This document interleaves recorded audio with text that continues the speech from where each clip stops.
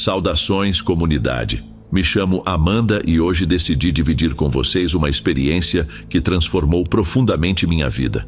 Sei que alguns podem achar difícil acreditar na minha história, pois no início eu mesma resistia a aceitar que tudo aquilo era real. Os eventos que vivi poderiam facilmente ser retirados de um pesadelo distorcido, mas asseguro a vocês, com toda a sinceridade, que tudo o que vou relatar é verdadeiro. Ouço esse podcast há anos e desde o primeiro depoimento senti vontade de compartilhar minha própria história. No entanto, a ideia de reviver todos aqueles momentos sempre me aterrorizou, tanto as lembranças tristes quanto as manifestações que ainda hoje me amedrontam. Tudo começou quando eu tinha 6 anos. Pelo menos, foi nesse momento que a experiência começou para mim. Embora, como vocês descobrirão, o que estou prestes a contar é algo muito mais antigo do que eu. Peço desculpas se me alongo demais, mas acredito que é necessário para que vocês compreendam completamente o que vivi. Minha família era pequena. Éramos apenas minha mãe, minha avó e eu. Meu pai faleceu em um acidente de carro quando eu tinha apenas 6 anos, então sempre fomos só nós 3. Minha mãe e eu sempre tivemos uma relação muito próxima, embora durante grande parte da minha infância não passássemos tanto tempo juntas. Ela trabalhava o dia todo para garantir que eu nunca sentisse falta de nada. Como não queria me deixar sozinha, pediu à minha avó que me acolhesse em sua casa por um tempo, de modo que pudéssemos fazer companhia uma à outra, já que minha avó havia perdido o marido anos antes e meu pai era seu único filho. Naquela época, minha avó estava muito só. A princípio, ela recusou, mas depois de muita insistência da minha mãe e ao perceber a dificuldade da situação, acabou aceitando. A casa da minha avó era enorme e muito antiga, feita quase inteiramente de madeira. Era um lar que passava de geração em geração em nossa família. Lembro-me claramente de que a casa estava sempre bem iluminada. As cortinas ficavam abertas durante todo o dia, e assim que a noite caía, minha avó acendia todas as luzes, mantendo-as acesas até o amanhecer. Ela sempre queimava incensos em cada canto da casa, e o aroma era tão intenso que inicialmente me causava tontura, mas com o tempo acabei me acostumando. Algo que não me chamou a atenção até eu crescer foi o fato de que a casa da minha avó não tinha espelhos, nenhum. Minha avó era profundamente católica, rezava incessantemente e sempre mantinha velas acesas em seu quarto. Quando o relógio marcava 8 horas da noite, ela dizia que já era hora de dormir. Nós íamos para o quarto dela e ela trancava a porta. Nunca saíamos do quarto até o amanhecer. Se eu precisasse usar o banheiro durante a noite, ela deixava um balde no quarto para que eu não precisasse sair. E sempre depois de me deitar, ela se sentava em sua cadeira de balanço, pegava seu rosário vermelho e começava a rezar. Eu ouvia suas preces até que o sono finalmente me dominava. De vez em quando, eu acordava no meio da noite com alguns ruídos. Minha avó dizia que eram apenas os estalos da madeira, devido à idade da casa, e que eu não deveria me preocupar. No entanto, em uma dessas noites, acordei e precisei usar o balde. Não quis acordar minha avó, que estava adormecida em sua cadeira de balanço. Enquanto estava no balde, ouvi um som estranho vindo do corredor. Aproximando-me da porta, encostei meu ouvido nela, pensando que poderia ser minha mãe, que tivesse vindo me visitar após o trabalho. Mas, ao prestar atenção, ouvi uma respiração lenta e pesada, como se alguém estivesse se afogando, lutando para respirar. Acordei minha avó e disse que minha mãe havia chegado, que estava no corredor, mas que soava estranha, como se estivesse extremamente exausta. Minha avó saltou da cadeira, me colocou na cama e acendeu a vela, que aparentemente havia se apagado. Ela pegou seu rosário debaixo do travesseiro e, com uma voz trêmula, começou a rezar. Lembro-me de que foi a primeira vez que senti um medo profundo, e embora eu não compreendesse completamente o que estava acontecendo, algo dentro de mim dizia que aquilo não era bom. Bem cedo, na manhã seguinte, minha mãe chegou e ajudou minha avó a empacotar várias coisas. A partir de então, nós 3 passamos a morar juntas em nossa casa. Desde o dia em que voltamos, eu me sentia muito nervosa, sentia frio na maior parte do tempo, e à noite, O medo era tanto que eu já não me levantava para ir ao banheiro. Chego a sentir vergonha em dizer, mas molhei a cama várias vezes. Desde aquele primeiro dia em que voltamos, minha avó pediu à minha mãe que jogasse fora o espelho do banheiro, mas minha mãe não quis, pois era o espelho que ela usava para se arrumar. Eventualmente minha avó desistiu de insistir, mas sempre que minha mãe saía para trabalhar, minha avó, tremendo, entrava no banheiro e cobria o espelho com um lençol. À noite, ela mantinha seu ritual sagrado. Segurava seu rosário vermelho, acendia uma vela e começava a rezar. Nunca houve um dia em que ela não seguisse esse costume. Quando minha avó faleceu de um infarto, eu tinha 13 anos e sua morte me deixou devastada. A partir daí, me isolei e mergulhei em uma profunda depressão. Recordo que nos meses que antecederam sua morte, ela já demonstrava um cansaço extremo, com olhos fundos e o corpo muito emagrecido. No entanto, ao vê-la no caixão, senti uma paz inexplicável. Suas bochechas estavam novamente cheias e, graças à maquiagem, parecia que ela apenas dormia. Alguns dias após sua morte, minha mãe mudou de emprego para poder passar mais tempo comigo. Financeiramente, estávamos mais apertadas, mas pelo menos tínhamos uma à outra. Desde o falecimento da minha avó, a casa parecia mais leve, e o ambiente mudou completamente, de forma que eu não sentia mais medo do escuro. Quando criança, acreditava que isso acontecia porque minha avó havia se tornado meu anjo da guarda, capaz de me proteger de tudo, mesmo após a morte. Algum tempo depois, minha mãe conseguiu um emprego melhor remunerado, o que nos permitiu comprar uma casinha em um conjunto habitacional ainda em construção. Para nós, era a realização de um sonho. Foi nessa época que conheci Alice, minha melhor amiga até hoje. Alice e seus pais compraram a casa em frente à nossa, e como tínhamos a mesma idade e ambas éramos filhas únicas, nos tornamos amigas íntimas rapidamente. Sua família passou a ser um grande suporte para nós. Minha mãe e a mãe de Alice, por serem praticamente da mesma idade e terem tido filhos muito jovens, também desenvolveram uma amizade profunda. Quando completei 24 anos, minha mãe adoeceu. Inicialmente, os médicos acreditavam que era gastrite, mas ela piorou muito rápido e de forma severa. A mãe de Alice levou minha mãe a um especialista, que nos deu a notícia devastadora. Ela estava com um câncer de estômago em estágio muito avançado, que já havia se espalhado para os pulmões e não havia nada que pudesse ser feito. Os médicos sugeriram uma cirurgia para remover o máximo possível, mas isso só prolongaria sua vida por alguns meses. Eu não conseguia acreditar no que estava ouvindo. Minha mãe era tudo o que eu tinha, e agora me diziam que nosso tempo juntas estava chegando ao fim. A mãe de Alice se dispôs a arcar com os custos da cirurgia. Sua família estava em boa situação financeira, e como minha mãe era como uma irmã para ela, não hesitou em gastar o dinheiro.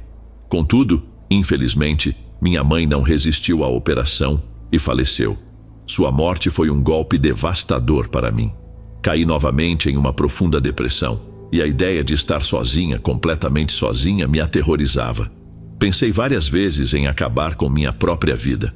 Felizmente, Alice e sua mãe estiveram ao meu lado, não me deixando sozinha em nenhum momento. A mãe de Alice cuidou de mim como se fosse sua própria filha. Ela me trazia comida, sabendo que eu, muitas vezes, não me alimentava direito. E eu passava as tardes em sua casa depois do trabalho, buscando consolo em sua companhia. Mas ver Alice tão próxima de sua mãe só aumentava meu vazio e tristeza. Senti que precisava de uma mudança. A casa que eu dividia com minha mãe estava cheia de lembranças, e cada canto me lembrava de sua ausência. Então, decidi me mudar para a antiga casa da minha avó no interior, mas essa foi a pior decisão que eu poderia ter tomado. A casa era grande e solitária, como eu mencionei, já estava muito deteriorada, mas achei que poderia ser o lugar perfeito para um novo começo. Esperava encontrar um pouco de paz, longe das lembranças que me sufocavam. Alice me avisou sobre a solidão que eu poderia sentir, mas eu acreditava que a mudança me faria bem. Desde a primeira vez que cruzei a porta, senti um frio que penetrava até os ossos, mas pensei que era normal, já que a casa havia ficado desabitada por anos. Passei os primeiros dias me obrigando a levantar e a me manter ocupada, limpando e pintando as paredes desgastadas e mofadas. Queria que a casa da minha avó voltasse a ter vida. No entanto, quando comecei a me sentir um pouco melhor, as coisas começaram a mudar, quase imperceptivelmente. Tudo começou com pequenos ruídos, que eu atribuía à idade da casa. O ranger da madeira, o sussurro do vento passando pelas frestas. Mas havia algo mais, algo que eu não conseguia explicar e que me deixava inquieta. A primeira coisa que me incomodou foram as sombras. Sombras que eu via pelo canto do olho, arrastando-se e destacando-se mesmo na escuridão. Parecia que alguém estava rastejando pelo chão, mas ao virar para olhar diretamente, não havia nada. Comecei então a acender todas as luzes da casa assim que anoitecia, pois a escuridão me aterrorizava. Uma noite, enquanto tentava adormecer, ouvi um som vindo do corredor. Parecia que algo pesado estava sendo arrastado. Reconheci aquele som. Era o mesmo que ouvi na última vez em que estive lá com minha avó. Convenci-me de que era apenas fruto da minha imaginação, da minha mente exausta e nervosa por estar sozinha naquela casa enorme. Mas em seguida, começaram os odores. Um fedor intenso e nauseante de enxofre invadia a casa sempre que esses ruídos surgiam. E por mais que ventilasse os cômodos e limpasse com cloro, o cheiro persistia. No começo, pensei que talvez fossem ratos, possivelmente vários mortos entre as paredes. Por isso, comecei a comprar velas aromáticas e as distribuí pelos cômodos.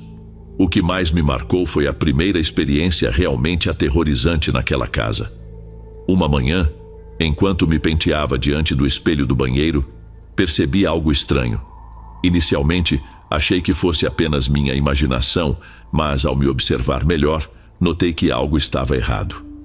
Meu reflexo me olhava de volta com um sorriso que eu não estava esboçando. Era como se meu rosto estivesse forçado a sorrir de um jeito bizarro, e meus olhos pareciam vazios, fundos, como se não fossem meus. Nesse instante, o pânico tomou conta de mim.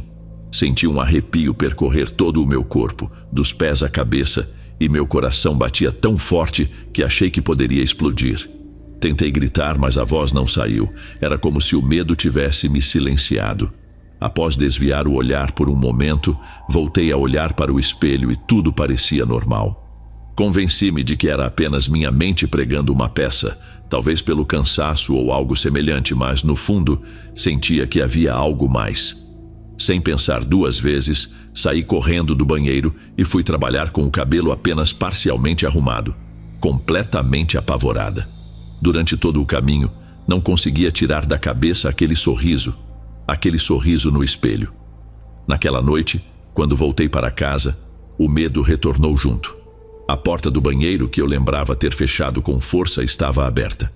Um medo irracional tomou conta de mim ao precisar passar por ali para chegar ao meu quarto.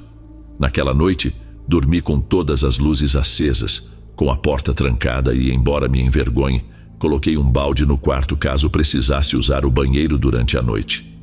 Assim que o dia amanheceu, decidi cobrir os poucos espelhos que tinha levado para a casa com lençóis e toalhas, para evitar me olhar neles, para evitar que aquilo acontecesse novamente. Com o tempo, o cheiro de enxofre começou a invadir toda a casa. Era um odor nauseante que se intensificava durante a noite. Além disso, os ruídos continuaram, tornando-se mais frequentes. A noite era preenchida com sons estranhos, como se alguém estivesse movendo móveis ou rastejando pelo chão, como se eu não fosse a única habitante daquela casa. Uma tarde, Alice veio me visitar. Eu estava mostrando a casa para ela, mas não havia mencionado nada sobre o que estava acontecendo comigo. Não queria que ela pensasse que eu estava enlouquecendo ou que tudo era apenas parte da minha depressão. Quando a levei ao meu quarto, que antes era o da minha avó, ela disse algo que fez meu sangue gelar. "Estou tão feliz que você tenha adotado um cachorro. Pelo menos agora você não está mais sozinha nesta casa enorme", comentou com um tom de alívio. "Como assim, um cachorro?", perguntei surpresa. Ela fez uma expressão de dúvida e respondeu: "Não me diga que aquilo era um gato, porque nunca vi um tão grande."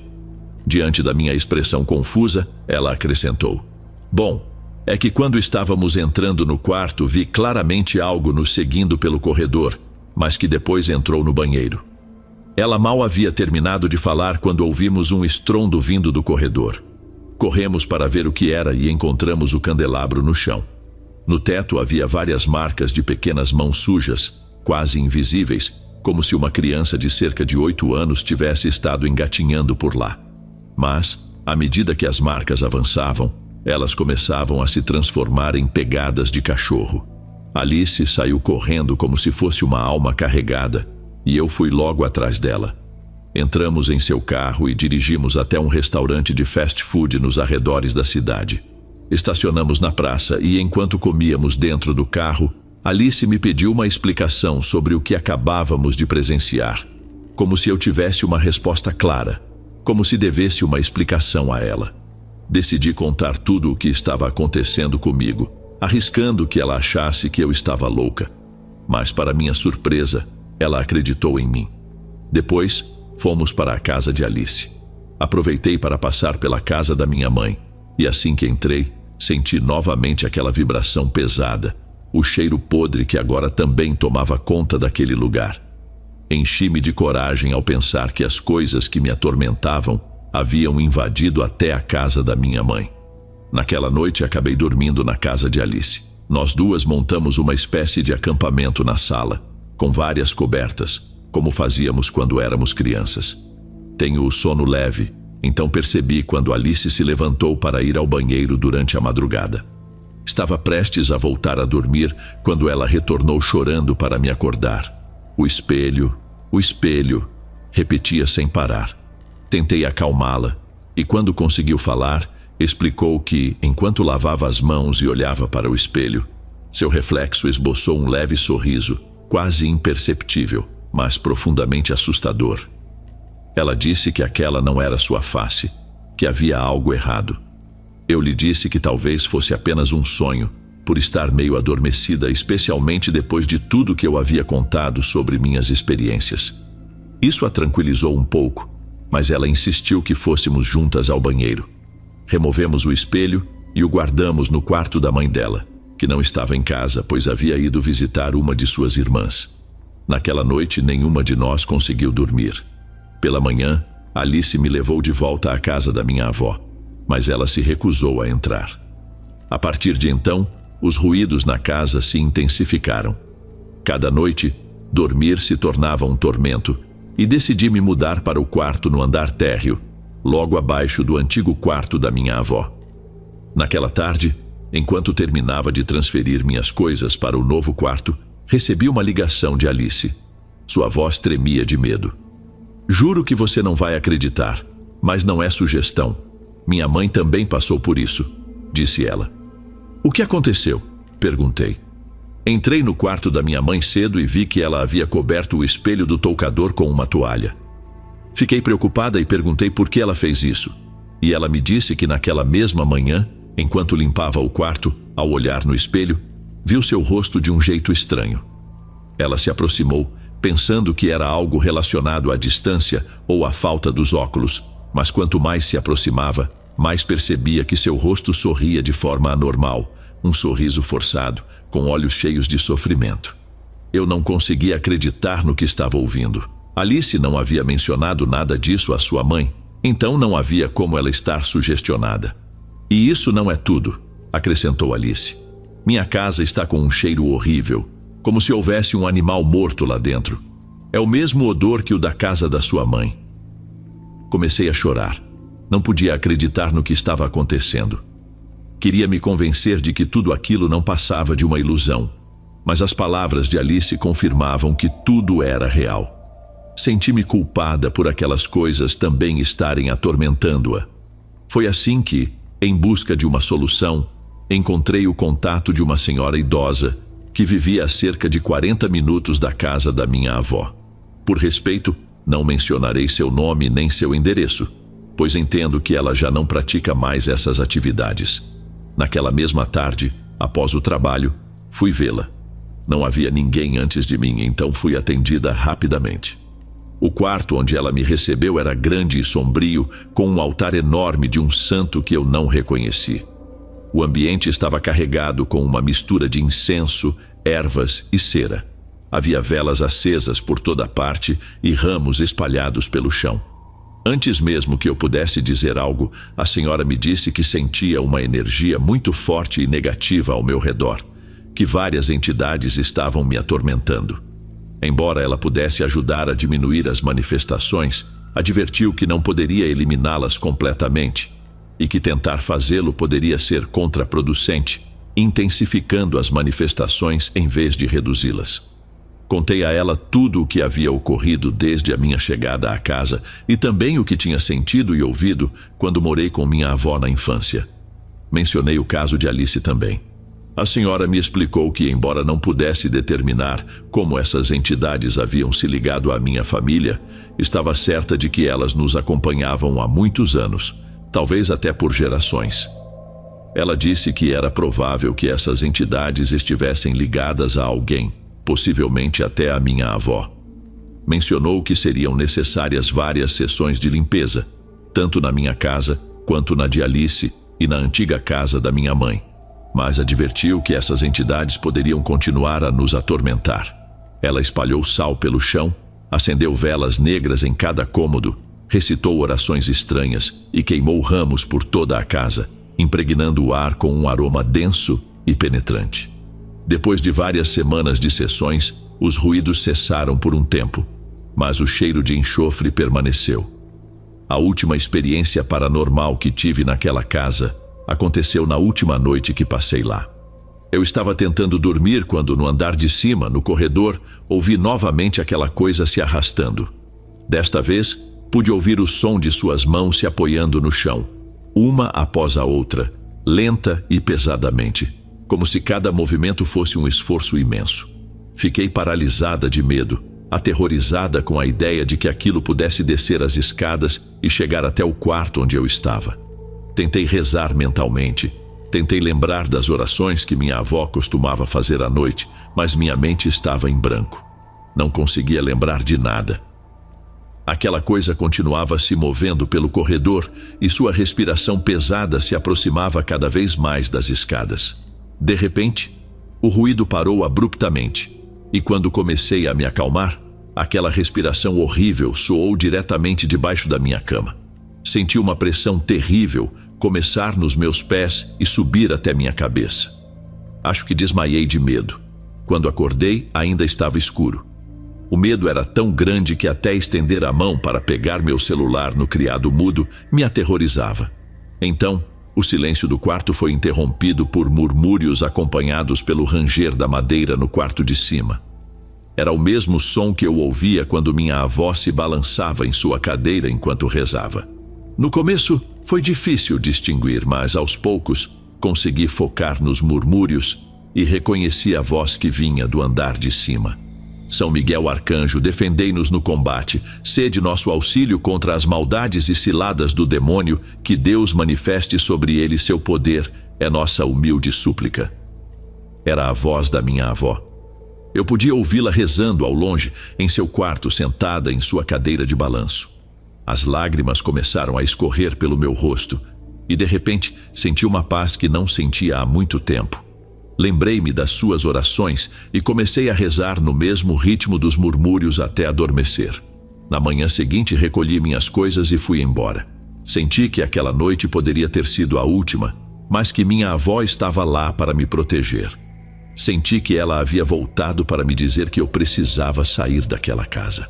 Subi ao seu quarto pela última vez, armada com a coragem que a luz do dia me dava. Agradeci por ter me protegido e disse que iria me mudar, que ela podia continuar descansando em paz.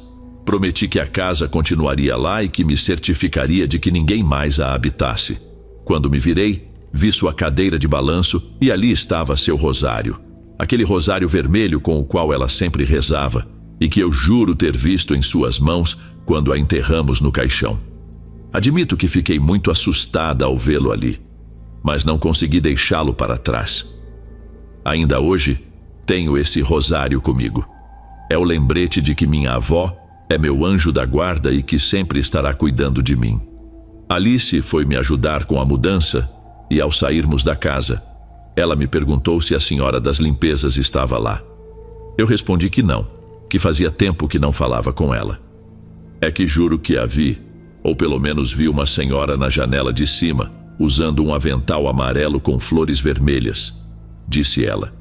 Assim que ela terminou de falar, Comecei a chorar. Era ela. Era minha avó.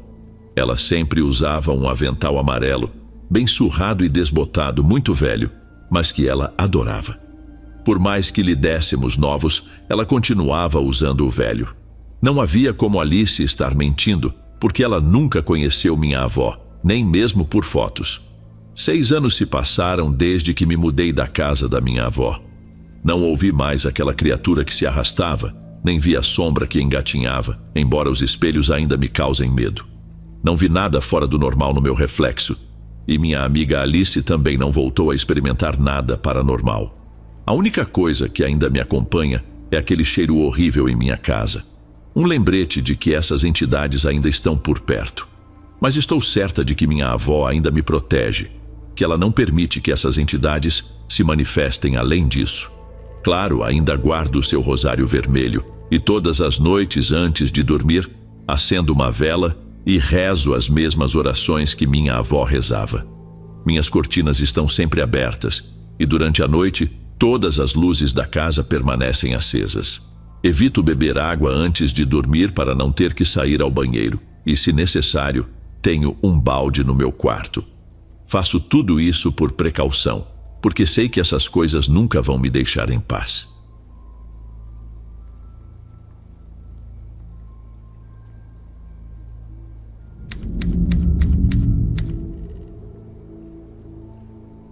Quando eu tinha 17 anos, meu pai foi diagnosticado com câncer. Os prognósticos não eram promissores, mas ele optou por enfrentar todo o tratamento determinado a lutar até o fim. O câncer, junto com os tratamentos para combatê-lo, pode ser devastador, não apenas para o paciente, mas também para todos ao seu redor. Minha mãe se dedicou completamente a apoiá-lo e a rezar, algo que passou a fazer diariamente, pela manhã e à noite, como havia aprendido na infância. Após 2 anos de tratamento com mudanças radicais em nossas vidas e 2 anos de fé inabalável e devoção de minha mãe a Deus, meu pai, contrariando todas as expectativas, se recuperou. Minha mãe acreditava que Deus havia guiado as mãos dos melhores médicos para salvá-lo, que ele havia abençoado cada sessão de quimioterapia para maximizar sua eficácia. Ela sentia que sua fé teve um papel crucial na recuperação de meu pai. Decidida, ela passou a dedicar todo o seu tempo livre a auxiliar na igreja do bairro, oferecendo apoio às pessoas necessitadas, desesperadas e sem esperança, compartilhando sua experiência e sua mensagem de fé. Antes dessa experiência, meus pais, embora criados como católicos, haviam se tornado ateus e céticos, e assim nos educaram, a mim e a minha irmã mais velha. Não acreditávamos em nada, muito menos que fosse Deus quem havia salvado meu pai. Para nós, parecia um desrespeito aos médicos e à ciência, e não pudemos evitar debochar um pouco da mudança de minha mãe. No entanto, como sempre fazemos em nossa família, decidimos apoiá-la.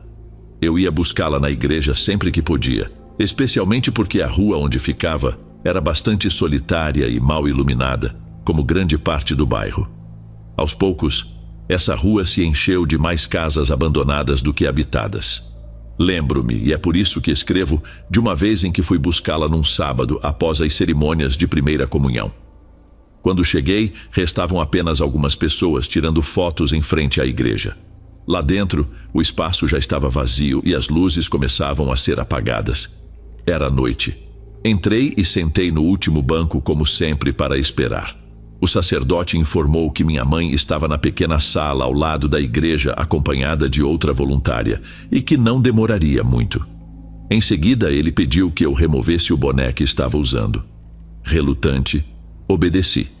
Alguém o chamou do lado de fora, provavelmente para tirar uma foto, e ele saiu, fechando as portas da igreja ao sair. Fiquei sozinho lá dentro. Apenas algumas velas acesas no altar ofereciam uma tênue iluminação. E foi então que percebi o quão sombrio aquele lugar podia ser. Refleti sobre todas as pessoas que iam até ali diariamente para rezar, implorar por auxílio, e como tantas delas estavam convencidas da existência do sobrenatural. Será que isso faz diferença? Enquanto pensava nisso, percebi que não estava mais sozinho. Lá na frente, na primeira fila, algo com um véu branco que parecia estar deitado, se levantou e se sentou. Pelo pouco que aparecia do banco, pensei que fosse uma menina. Levantei-me para me aproximar e verificar se ainda havia mais alguém ali para informá-la sobre a saída, já que a porta que o sacerdote havia fechado não podia ser aberta por nós. Ao dar alguns passos à frente, confirmei que era realmente uma menina, uma das que participavam da primeira comunhão. Ela ainda estava sentada ali em seu vestido, como se aguardasse alguém. Talvez não tivesse família e estivesse esperando pelo padre. Talvez seus pais não pudessem vir, ou quem sabe, pobrezinha, seu vestido de mangas longas e bonito fosse muito, muito velho de outra época. Também estava um pouco grande nela. Não era incomum que as crianças mais pobres usassem roupas de outras pessoas. Ouvi como se ela estivesse cantando, como se rezasse em forma de canto. Senti pena ao pensar que ela acreditava estar sozinha. Então pigarreei e falei para que ela soubesse que eu estava ali, para que não se assustasse ao me ver de repente. Olá, o padre já vai voltar. Ele já fechou. Não estão te esperando lá fora. Ao ouvir isso, ela se virou abruptamente para mim. Seus olhos mal apareciam acima do banco, mas não consegui vê-los por causa do véu que cobria seu rosto. Ela se levantou e caminhou em direção à porta à sua esquerda, que dava para as salas. Seus movimentos eram estranhos. O vestido arrastava no chão, de modo que não conseguia ver como seus pés se moviam. Ela andava sem mover um único centímetro de seu corpo, como se estivesse rígida, avançando mecanicamente. Gritei que a saída não era por ali, que por ali não se podia entrar. Levantei-me para segui-la e percebi o eco dos meus passos reverberando pela igreja enquanto caminhava apressadamente. Notei que não havia escutado os passos dela. Seguia pelo corredor longo ao lado da igreja. De um lado, o caminho levava à pequena sala. Do outro, a uma saída para os fundos da igreja. À minha esquerda havia a luz acesa na sala onde minha mãe estava. Mas a menina seguiu para o outro lado, para a direita em direção à porta. Eu a seguia à distância para me certificar de que ela estava bem, que alguém a esperava do lado de fora da igreja. Não havia nada lá atrás, apenas um terreno vazio do tamanho de vários quarteirões, muito escuro. Já havia visto pessoas, ocasionalmente, estacionando seus carros lá. A menina deixou a porta aberta e eu caminhei até lá. Do outro lado, via-se apenas escuridão. Não havia nenhuma luz lá fora. Ao chegar à porta, consegui avistá-la a cerca de 15 metros de distância. Sua figura mal era visível na escuridão daquela noite. De repente, o vestido branco que ela usava caiu no chão. O que continuou caminhando à frente era uma mulher de pele extremamente enrugada, tão enrugada que nem parecia se tratar de uma idosa. Era algo que eu jamais tinha visto antes. Ela caminhava arrastando os pés, enquanto o vestido ficava abandonado na terra, enquanto ela se dirigia para a escuridão. Embora hoje zombem de mim, naquele momento pensei que fosse uma idosa desorientada que poderia precisar de ajuda. Já tinha visto algo semelhante com uma irmã do meu avô, então tentei segui-la para ajudar. Passei ao lado do vestido e continuei a procurá-la, mas ao me distanciar da igreja, a escuridão da noite não me permitia enxergar nada, nem mesmo onde eu pisava. Tirei o telefone do bolso, mas sua luz não iluminava mais que a umidade no ar, que formava uma leve névoa ao meu redor. A luz só era útil quando a apontava para o chão, mas não havia nada, absolutamente nada. Decidi voltar para avisar o padre e minha mãe, mas ao passar pelo vestido, ele já não estava mais lá. O que restava era uma mancha branca no chão, algo parecido com um saco de cimento, metade sobre a terra, metade enterrado.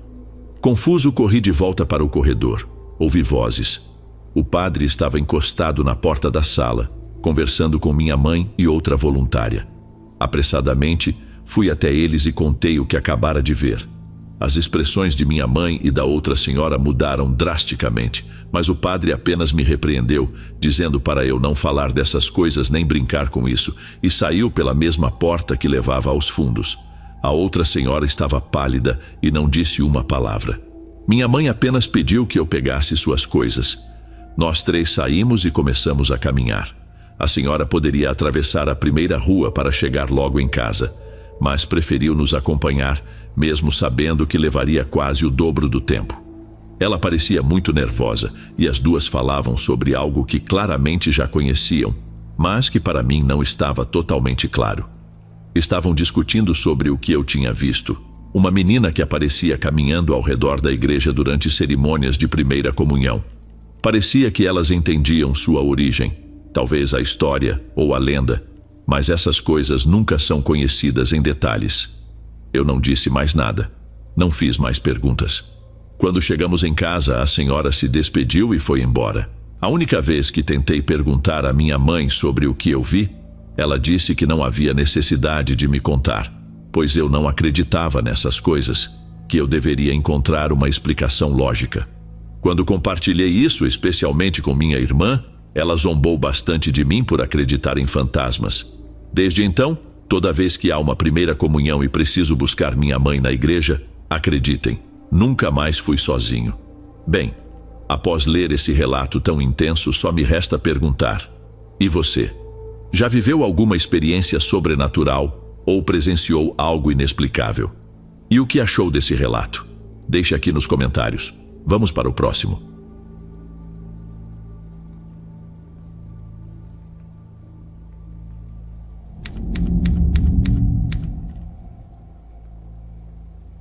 Oi, Dom. Boa noite. Espero que todos estejam bem ao ouvir isso. Desde pequeno, sempre tive uma certa sensibilidade para atrair coisas paranormais. Sempre tive a infelicidade de enxergar o que os outros não veem. Tenho muitas histórias para contar, mas hoje vou falar sobre uma criatura que já ouvi mencionarem em outros relatos. Imagino que essa habilidade de ver coisas que os outros não conseguem não se limite apenas a fantasmas, ou talvez, quem sabe, criaturas como essa também sejam. O primeiro avistamento aconteceu quando eu tinha 7 anos. Eu estava com meu avô, e ele me deixou por um momento enquanto ia comprar tamales, um prato parecido com a pamonha, com uma senhora que morava ali perto. Fiquei sentada em um banco em frente à nossa casa, olhando para o céu. Naquela época, o céu estava repleto de estrelas, bem diferente de hoje. Eu adorava ficar olhando por horas, e enquanto contemplava as estrelas, de repente vi algo que cruzou o céu noturno, bloqueando as estrelas enquanto voava a uns 50 metros de mim. Parecia um homem, um humano com asas, uma figura negra que voava quase sem mover suas asas. Lembro muito bem de como corri para contar à minha mãe e à minha avó que vi um homem alado, todo negro, voando sobre o vilarejo. Claro que todos apenas riram de mim. Ninguém acreditou. Em casa morávamos meus avós, meus tios, irmãos da minha mãe, ela, meu irmão e eu. Éramos 7. Dias depois desse incidente, estávamos todos jantando. Quando a noite já avançava e eu adormeci na sala, como de costume, alguém me carregou até minha cama. Após um tempo, ouvi meu irmão rindo com meus tios e avós enquanto assistiam televisão. Eles estavam ali, bem perto do quarto, na sala. Ouvi por alguns segundos, mas voltei a dormir. No entanto, algo novamente me despertou. Desta vez era algo no meu quarto. Eu não conseguia vê-lo, mas podia senti-lo. Levantei-me, fiquei de pé e fui para a sala onde os outros estavam. Porém, algo me fez parar antes de sair e olhar para minha cama. Ali, bem atrás de onde eu estava, pude ver uma figura parada ao lado da cama. Era uma silhueta negra com chifres, envolta em algo que parecia um tecido, como se tivesse asas, e se enrolasse nelas. Demorei alguns segundos para conseguir correr e gritar. Minha avó correu para me abraçar e eu lhe contei o que havia visto. Somente ela acreditou em mim. Ela me disse que também havia sentido algo, primeiro uma angústia no peito e depois um cheiro repugnante que apareceu de repente na casa.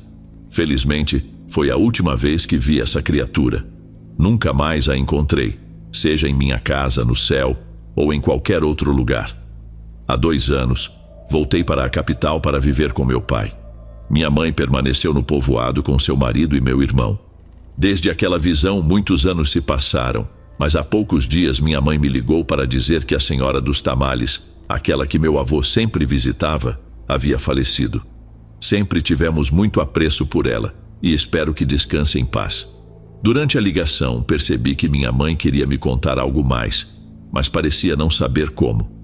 Aquela criatura que vi e pela qual riram de mim havia sido vista novamente. Desta vez, por várias pessoas do povoado. O primeiro a mencionar foi um amigo dela que contou, muito assustado, ter visto uma gárgula. Dias depois, sem nenhuma relação aparente, sua esposa faleceu. Em seguida, na igreja onde meus avós frequentam, uma irmã relatou que um de seus netos, junto com seu pai, havia avistado um ser demoníaco voando quase sobre eles, enquanto voltavam para o povoado. Ela disse que ambos viram a mesma coisa, pois o jovem, 3 dias depois, tentou tirar a própria vida. Ele afirmou que obedecia a vozes que surgiram repentinamente em sua cabeça. O relato mais recente foi o de alguns homens que ouviram um forte bater de asas, logo do lado de fora de sua casa. Saíram assustados, pois nunca tinham ouvido algo assim antes. Dizem que viram um homem se afastando enquanto voava, e logo em seguida ouviram tiros por todo o povoado. Todos que atiraram eram outros homens, também muito assustados.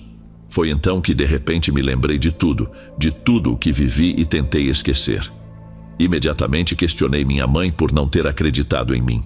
Até mesmo o marido dela, quando soube dessas aparições, admitiu que também tinha visto algo, mas há muito tempo, quando era adolescente, enquanto estava indo com seu pai para um vilarejo próximo, chamado Tetcuário. Ambos viram uma criatura ao lado da estrada, algo que parecia um homem com asas, que estava devorando alguma coisa. Não sei o que vi há tanto tempo. Sei que no povoado começaram a surgir teorias sobre isso. Alguns dizem que é um demônio, outros acreditam ser um bruxo. Ninguém sabe ao certo. E provavelmente nunca saberemos a verdade.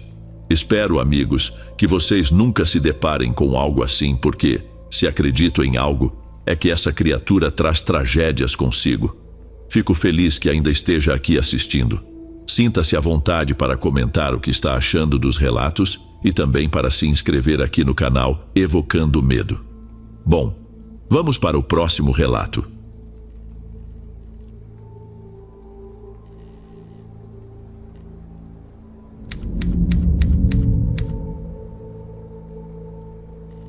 Boa noite.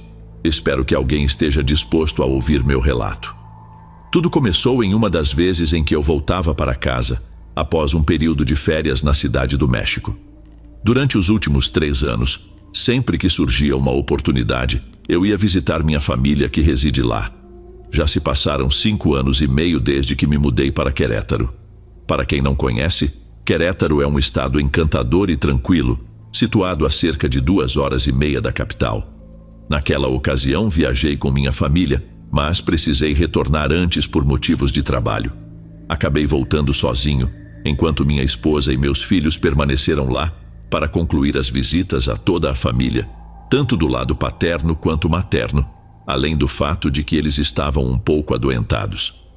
Aproveitamos essa viagem para tratar de um problema em casa, causado por uma praga que surgiu nos dias em que estávamos fora. Assim, ao retornar antes do planejado, sem poder acessar meu quarto, tive que me acomodar em um sofá-cama que tínhamos na sala. Naquela noite, uma tempestade intensa atingiu a cidade, tão forte que algo foi derrubado nas proximidades, deixando-nos sem energia elétrica. Não se ouvia nada além do som da chuva e do vento. Eu, sem luz e no sofá, tentava dormir, pois o dia seguinte seria exaustivo no trabalho. Mas a desconforto de estar ali, junto com os ruídos vindos do exterior, não me deixavam descansar. A noite já ia avançada, e eu me revirava no sofá, tentando encontrar uma posição mais confortável. De repente, ao me virar para o lado da sala, percebi que ao meu lado estava uma criança, um garotinho de cerca de 2 anos, vestindo um macacão idêntico ao que um dos meus filhos possuía. O mais assustador foi que ele falou comigo.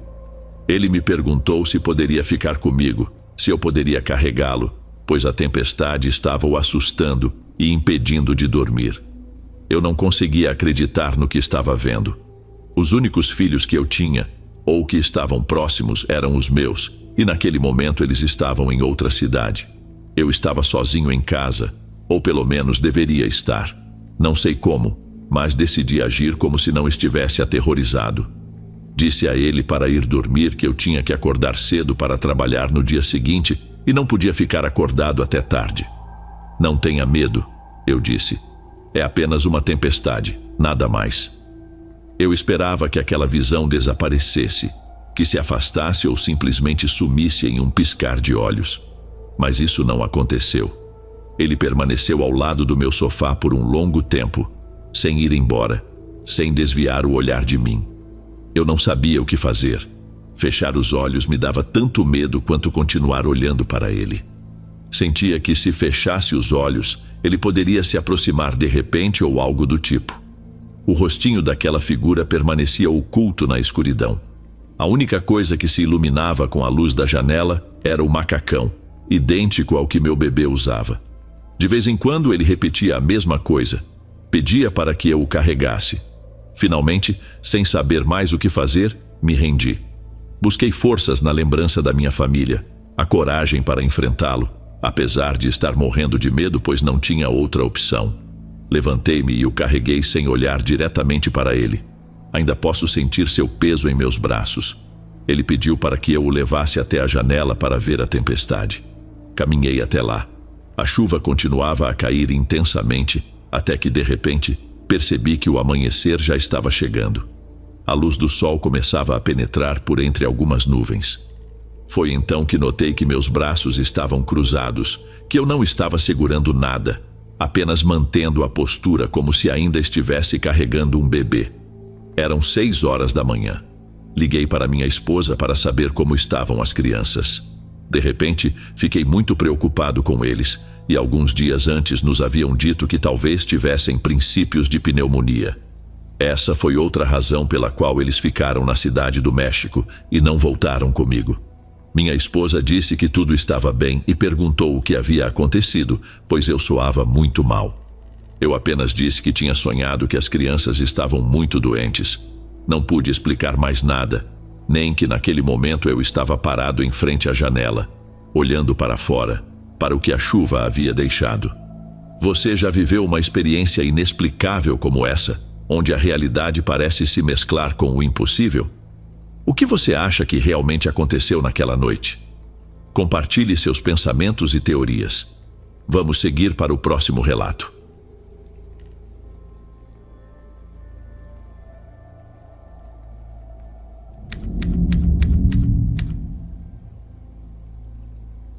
Boa noite, comunidade. Me chamo Lívia e hoje gostaria de compartilhar com vocês uma breve história, uma anedota que, apesar de sua simplicidade, considero profundamente impactante. Garanto que o que vou relatar é totalmente verídico, sem exageros. Isso aconteceu em Xicoloapan, no estado do México. Estou cursando arquitetura e, como muitos de vocês sabem, trabalhamos bastante em equipe para nossos projetos. Frequentemente, alguns colegas e eu nos reunimos na casa de uma amiga, pois é um ponto conveniente para todos. Mas há um detalhe. A casa dela fica a poucos passos de um cemitério. Na noite em que tudo ocorreu, estávamos reunidos para construir uma maquete particularmente desafiadora. Estávamos atrasados, então decidimos que, se necessário, trabalharíamos a noite toda. Apesar de termos tomado inúmeros cafés e conversado para nos manter acordados, por volta das 3 da manhã já estávamos exaustos, mal conseguindo manter os olhos abertos. Quase todos estávamos prestes a adormecer. Um colega sugeriu que descansássemos por pelo menos 1 hora para depois continuar.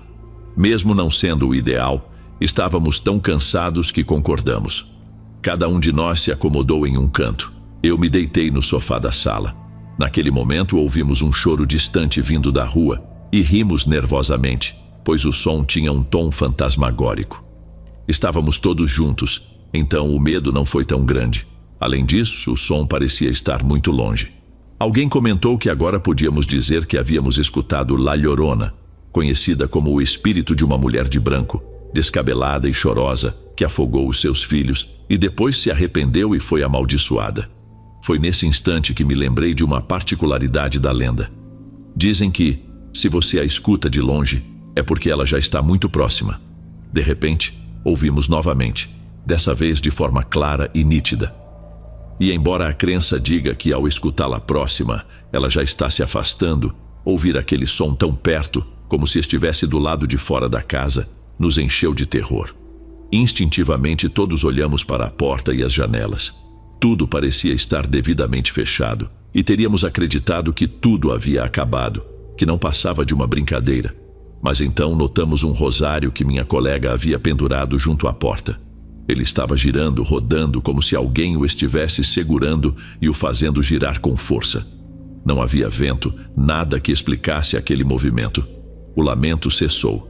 Minha colega, dona da casa, subiu rapidamente para verificar o filho que dormia.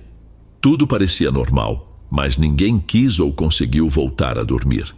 Nos concentramos em continuar o trabalho, apesar do medo, do pavor que sentimos naquela noite. Sempre repetimos que, graças a La Llorona, ou seja lá o que tenha sido, conseguimos terminar aquela maquete.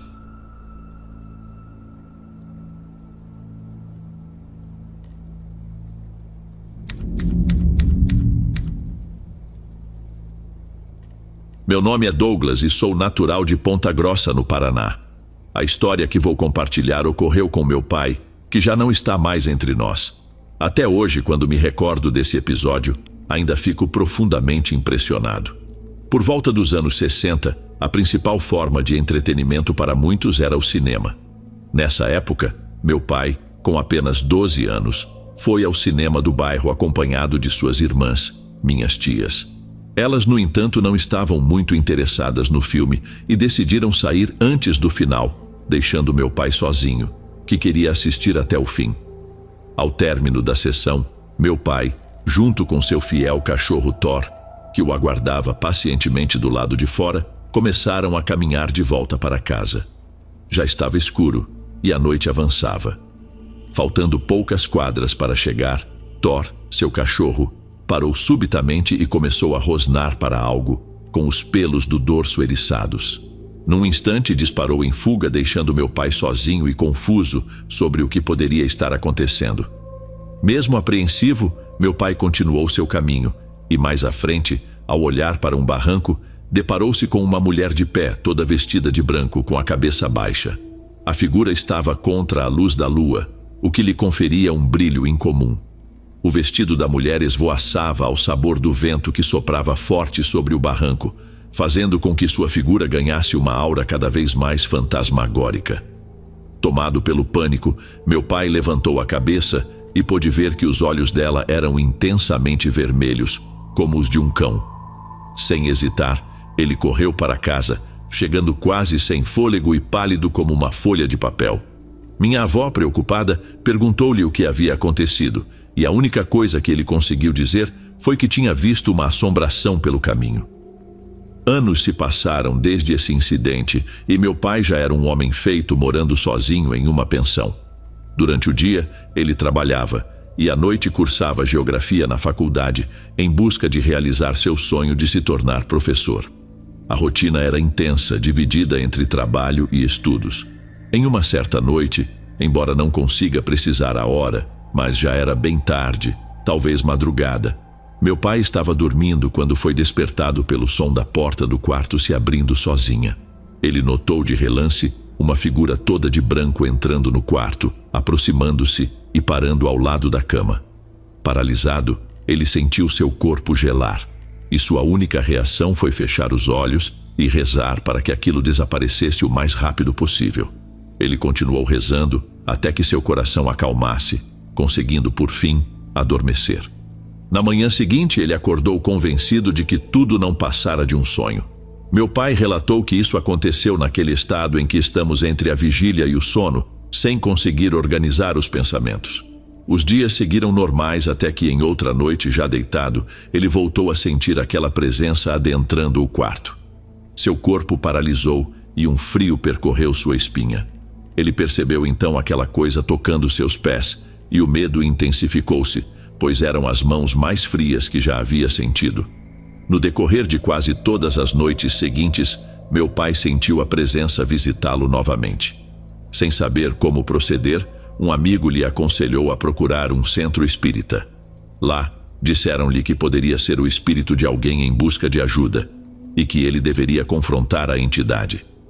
Decidido a pôr um fim naquela situação, meu pai preparou-se para a próxima visita.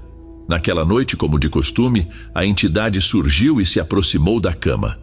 Num ato de coragem, ou talvez de puro desespero, meu pai levantou-se e segurou a figura pelos braços. Ele descreveu a sensação como surreal, comparando-a a segurar um cabo de vassoura. Frente a frente com o rosto nítido de uma jovem mulher, ele não hesitou em perguntar o que ela queria e se precisava de ajuda. Não obteve resposta imediata, então insistiu. Você quer que eu acenda uma vela e faça uma prece para que encontre paz e possa descansar? Desta vez, ela respondeu apenas com um leve aceno de cabeça, indicando que sim. No meio da noite, meu pai ajoelhou-se, acendeu uma vela e rezou para que aquele espírito encontrasse paz. Desde esse dia, as visitas cessaram. Após essa experiência, ele passou a frequentar ocasionalmente o centro espírita que o auxiliou e, muito tempo depois, soube por intermédio de um médium que o espírito que o visitava era de uma enfermeira que havia tirado a própria vida com veneno.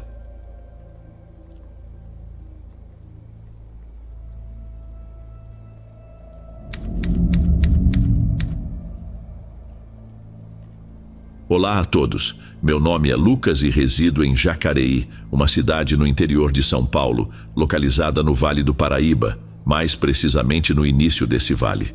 Sou poeta e frequentemente participo de saraus e eventos de contação de histórias na minha cidade. Em 2015, tive a oportunidade de participar de um sarau poético que aconteceu no Museu de Antropologia do Vale do Paraíba, um evento marcado para as 8 da noite. O museu é um antigo casarão, pertencente a Rubens Mendes Batista, um fazendeiro do século XIX, conhecido por seu envolvimento na transposição do Rio Paraíba e pela sua produção de café. Batista, como era chamado, foi o proprietário desse imponente casarão, conhecido como Solar Batista, construído em taipa, com grossas portas altas em estilo colonial. Este casarão, por sua importância histórica, foi tombado como patrimônio histórico. O casarão guarda muitos segredos, especialmente em seu vasto porão, onde Batista mantinha seus escravos antes de vendê-los para outros coronéis da região. Mas, além desses segredos, há uma lenda que permeia o casarão. Embora alguns possam achá-la bizarra, é de fato uma lenda macabra. Conta-se que Batista emparedou viva uma de suas filhas por ela ter se envolvido com um dos escravos. Desde então, há rumores de que o espírito da moça ainda vaga pelos corredores do casarão. Um dos guardas do museu teria testemunhado a aparição do fantasma na escada que leva ao andar superior, local onde a jovem foi supostamente emparedada. Foi justamente nesse casarão, cercado por histórias e lendas, que participei do sarau de poesias. Eu nunca acreditei em fantasmas, mas depois daquela noite, mudei de ideia.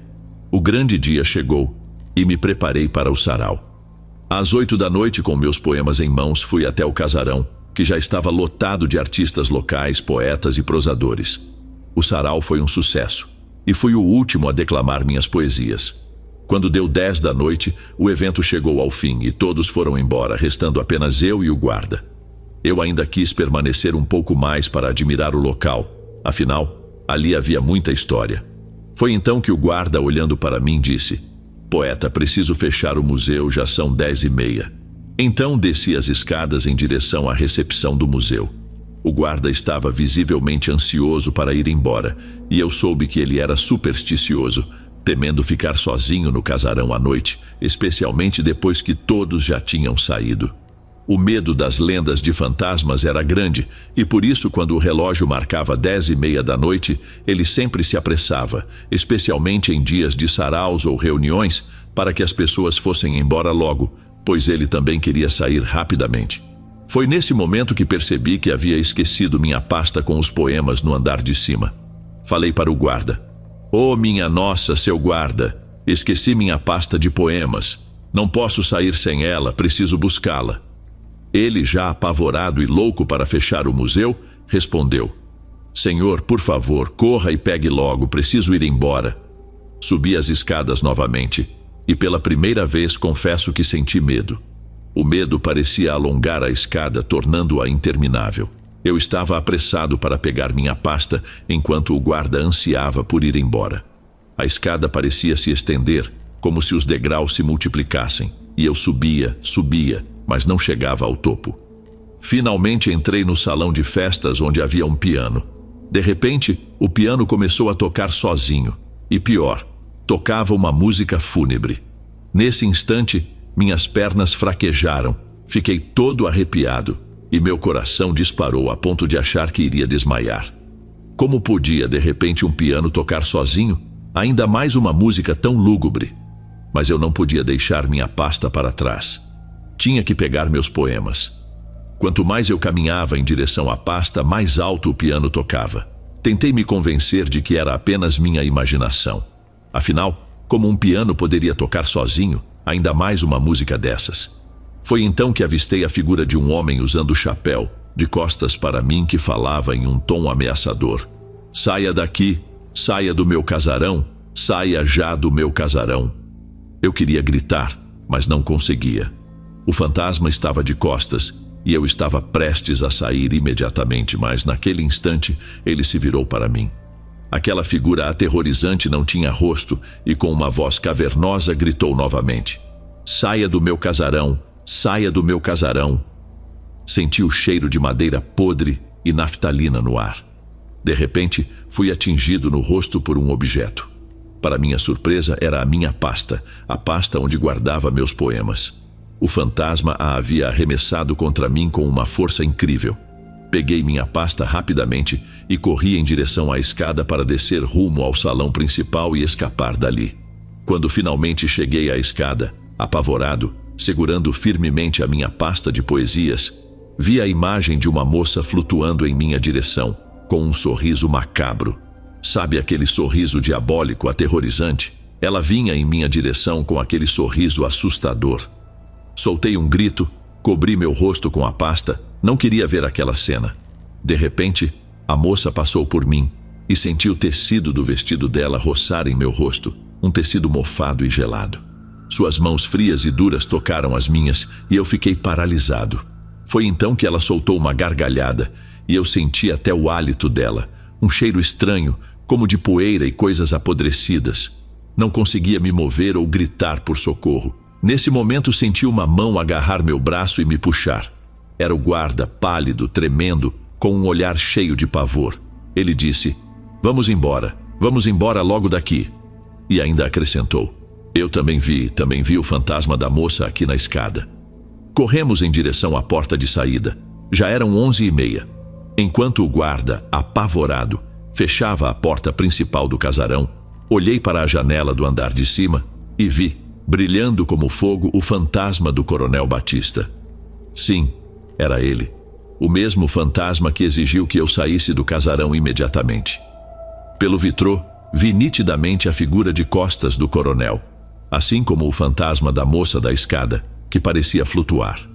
Despedi-me do guarda, que montou em sua moto e acelerou, fugindo dali o mais rápido possível. Eu também tomei meu rumo correndo pelas ruas de Jacareí, direto para casa, tentando deixar para trás a experiência macabra daquela noite. Mas o cheiro daquele hálito de naftalina, de coisa podre, ainda sinto esse odor em minhas narinas, um cheiro de tecido envelhecido e mofado. Minhas mãos parecem ainda sentir o toque das mãos duras e geladas daquele fantasma da escada, daquela moça. Ninguém me contou essa história. Fui eu quem viveu essa experiência aterradora naquela noite. Sei que não foi um pesadelo. Eu vi o fantasma do Coronel Batista e vi o espírito da filha que ele emparedou viva. Ninguém precisou me contar, fui eu quem viveu, eu que passei por essa experiência macabra que nunca mais quero repetir. Essa é a história que a vida escreveu para mim e que ainda hoje me arrepia. Espero que tenham gostado desses relatos. Chegamos ao fim de mais um vídeo. Se gostou desse, provavelmente vai gostar desses outros que deixei aqui na tela como sugestão. Até logo, amigos.